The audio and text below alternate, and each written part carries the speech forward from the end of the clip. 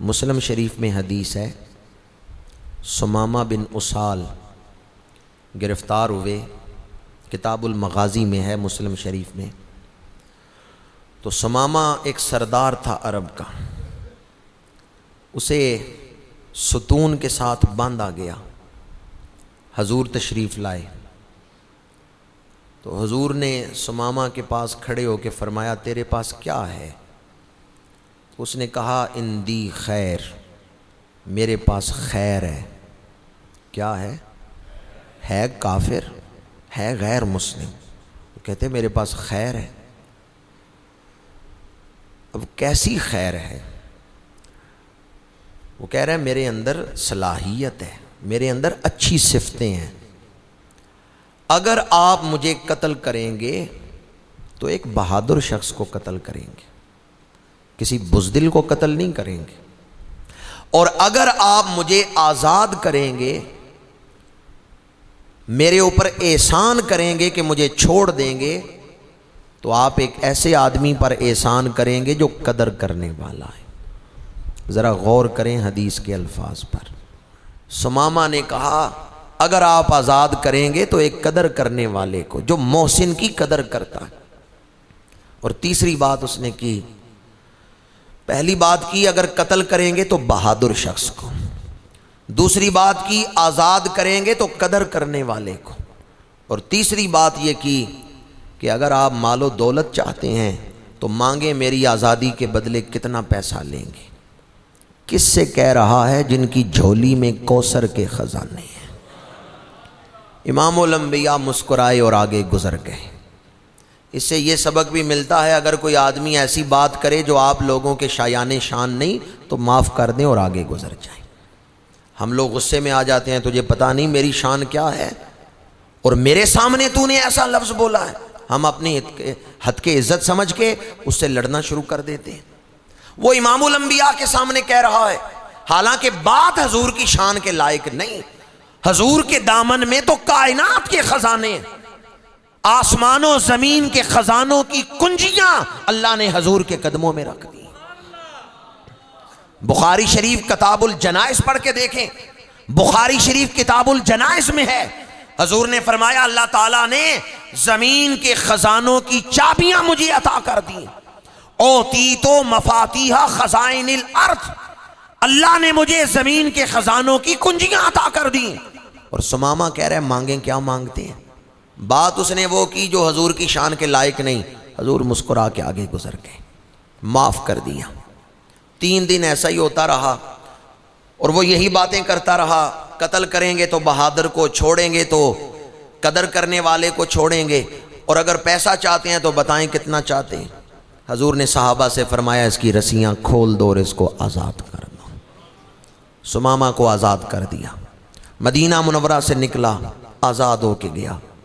مدینہ منورہ سے کچھ میل باہر نکل چکا ہے تو خیال آیا میں قیدی تھا، حضور چاہتے تو میرا سر قلم کر دیتے، چاہتے تو پیسے لے کے مجھ کو آزاد کرتے، کتنی وسعت مآب چھاتی ہے، میں قیدی تھا انہوں نے مجھے یوں ہی آزاد کر دیا ہے۔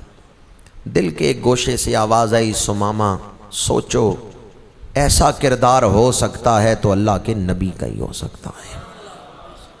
اب گھر کی طرف جاتے ہوئے قدم رک گئے اور فیصلہ کیا چلو واپس چل کے ان کا کلمہ پڑھتے ہیں۔ ثمامہ اب دوڑے ہیں مدینہ منورہ کی طرف کہ میں کتنا بڑا خزانہ چھوڑ کے جا رہا تھا، جن کی شخصیت، جن کا کردار میری آنکھوں کے سامنے روشن ہو چکا ہے، میں انہیں چھوڑ کے جا رہا تھا۔ اب دوڑا مدینہ منورہ کی طرف، اور اپنے موضوع سے متعلق میں جو بات کرنا چاہتا ہوں، راستے میں دیکھا ایک تالاب ہے، ثمامہ جا رہے ہیں کلمہ پڑھنے کے لیے، تالاب میں غسل کیا ہے، غسل کر کے گئے کہ اب میں رسول اللہ کی غلامی کا پٹا پہننا چاہتا ہوں تو پہلے نہا لوں، پہلے غسل کر لوں، غسل کر کے سرکار مدینہ کی جناب میں جاؤں۔ کلمہ پڑھنے آئے ہیں تو غسل کر کے آئے ہیں۔ جب مدینہ منورہ میں داخل ہوئے تو صحابہ نے کہا ثمامہ تمہیں تو حضور نے آزاد کر دیا، تم مدینہ منورہ چھوڑ کے چلے گئے، اب دوبارہ کیوں آ گئے ہو؟ ثمامہ نے کہا صحابہ تمہارے نبی نے مجھے رسیوں کے ساتھ باندھا تھا تو رسیاں کھول کے آزاد کر دیا، انہوں نے رسیاں سے کھولا ہے، اپنی زلفوں سے باندھ لیا ہے۔ انہوں نے مجھے رسیوں سے کھول کے آزاد کر دیا پر اپنے اخلاق کا گرویدہ بنا لیا ہے، اپنے اخلاق کا قیدی بنا لیا ہے۔ اب ثمامہ کہیں نہیں جا سکتا، ثمامہ کے دل کے تخت پہ رسول اللہ محبوب بن کے بیٹھ گئے ہیں۔ اب ثمامہ کی زندگی کی سانسیں ہیں تو رسول اللہ کے نام ہے۔ جب تک میں زندہ رہوں گا حضور کا غلام بن کے زندہ رہوں گا۔ ثمامہ آئے مسجد نبوی میں، کلمہ پڑھا، اسلام قبول کیا، حضور کے ہاتھ میں ہاتھ دیا۔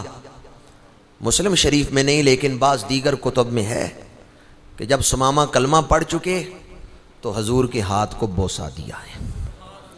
لیکن اگلی بات مسلم شریف میں ہے کہ ثمامہ نے کلمہ پڑھنے کے بعد حضور کی نعت پڑھی ہے، یہ مسلم شریف میں ہے۔ ثمامہ نے کلمہ پڑھنے کے بعد کہا مجھے سب شہروں سے زیادہ نفرت تھی تو مدینہ منورہ سے تھی، لیکن اب میرے دل میں دنیا بھر کے شہروں میں اگر کوئی محبوب شہر ہے تو وہ مدینہ منورہ ہے۔ اگر مجھے کسی دین سے نفرت تھی تو اس دین سے تھی، پر اب میرے دل میں اگر محبت ہے تو صرف اسلام کی محبت ہے۔ اور یہی بات اس نے حضور کے حوالے سے بھی کی، کہتے ہیں مجھے سب چہروں سے زیادہ اگر کوئی چہرہ پیارا لگتا ہے تو حضور آپ کا چہرہ پیارا لگتا ہے۔ کلمہ پڑھنے کے بعد صحابہ نے مدینہ منورہ کی شان، اسلام کی شان، حضور کے چہرے کی شان بیان کی، گویا حضور کی نعت پڑھی۔ آج مشائخ کے ہاتھ چومنا اور حضور کی نعت پڑھنا یہ کن لوگوں کا طریقہ ہے؟ صحابہ کے طریقے پر کون لوگ چل رہے ہیں؟ میں نے آپ کے سامنے عقائد بھی بیان کیے، فضائل بھی بیان کیے، اور مقصود تو یہ تھا کہ ثمامہ غسل کر کے آئے ہیں۔ نو مسلم کے لیے غسل کرنا مستحب ہے، دامن وقت میں گنجائش نہیں۔ میں نے غسل کی 3 قسمیں آپ کے سامنے بیان